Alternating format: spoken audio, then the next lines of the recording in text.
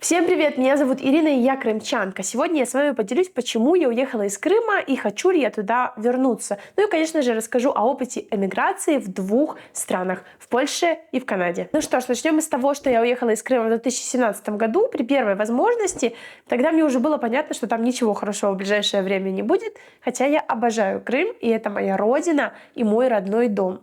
Пережив все эти ситуации с переворотами, оккупациями, ущемлениями татар и своих личных мнений, конечно же, когда мне стукало 18, я забрала свой чемоданчик, взяла свой паспорт и уехала как можно дальше. Ну, а дальше для меня было это Польша. И первая иммиграция, конечно же, была туда. Произошла и стала возможной она только потому, что я имею польские корни. И всегда, честно говоря, мечтала туда поехать. Я была очень смотивирована и все свое детство думала только о том, как я перееду и буду жить в Польше. В Польше я прожила 6 лет, и там была на самом деле очень счастлива. Я обожаю эту прекрасную страну, это мой второй дом, и там все аспекты жизни для меня покрывались полностью. И я чувствовала себя там замечательно. На самом деле очень скучаю по Польше, и по уровню жизни, и по всем остальном там действительно отлично. Если говорить о уровне жизни, я, конечно же, не могу сказать то же самое о Крыме и о том детстве, которое я прожила в Крыму. Конечно же, бывают разные люди, разные ситуации, но моя семья была не богатой. И в моем окружении, город небольшой, Крым вообще небольшой, было много таких людей. В целом, можно сказать, также и о странах СНГ бедно живут. Среднебогатых очень мало, а богатые — это редкость. И такой приоритет, знаете, вот все смотрят сверху вниз. И этого я, собственно говоря, уже не хотела и от этого бежала, потому что это было очень неприятно. Видеть каждый день какое-то такое нечеловеческое отношение друг к другу, а особенно последние годы в Крыму, это было прям реально страшно, потому что люди начали просто зверски друг к другу относиться. К сожалению, это возможно из-за политических ситуаций, из-за опасности, из-за того, что происходило на территории полуострова в последние годы. Но я не хотела жить в таком обществе. Мне это не нравилось, мне это не импонирует. Мне нравится, например, общество такое, которое я сейчас имею в Канаде, да, и мне замечательно. Я чувствую себя здесь очень приятно, чувствую себя здесь человеком, чувствую себя хорошо, потому что меня уважают, и я уважаю других людей. Ну вот вы, честно говоря, были в Крыму или просто в России? Вы замечали, что люди становятся какие-то злые? Еще раз повторюсь, я обожаю Крым, я обожаю наш полуостров, этот дом, это мое сердце, но, к сожалению, оно сейчас там, так сказать, не на месте.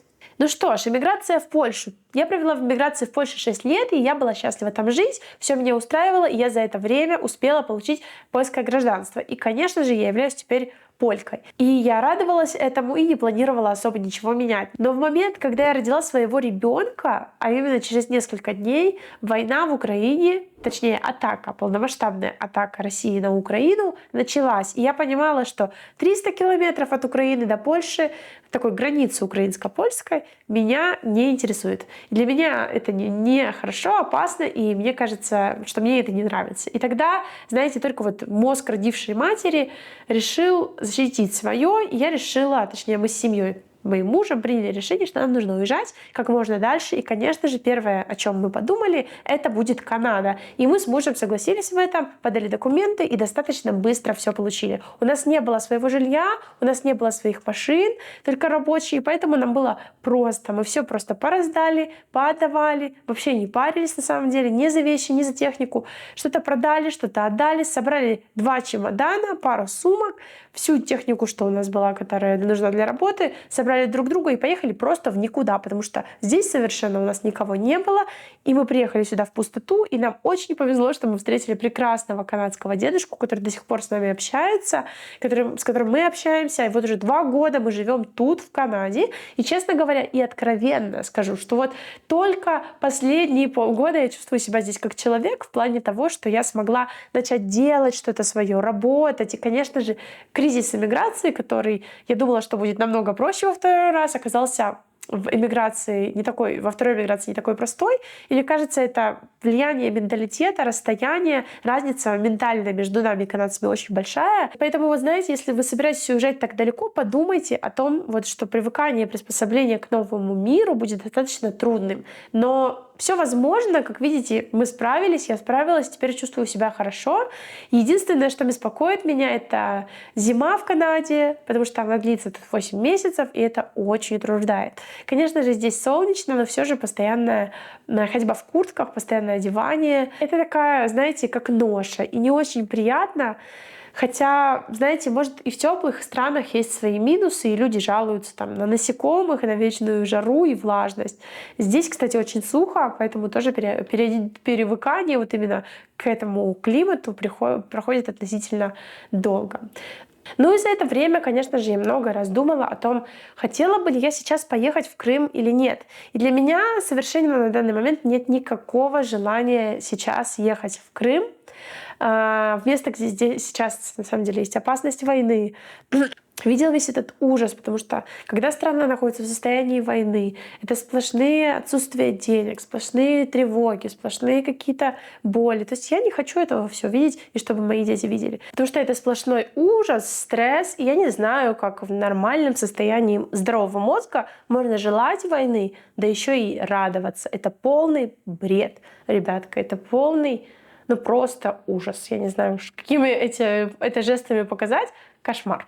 Ну, возможно, после того, как я попутешествую по миру, увижу, узнаю, выучу несколько языков, поймем, насколько ментально мы подходим к другим народам, открою свой бизнес.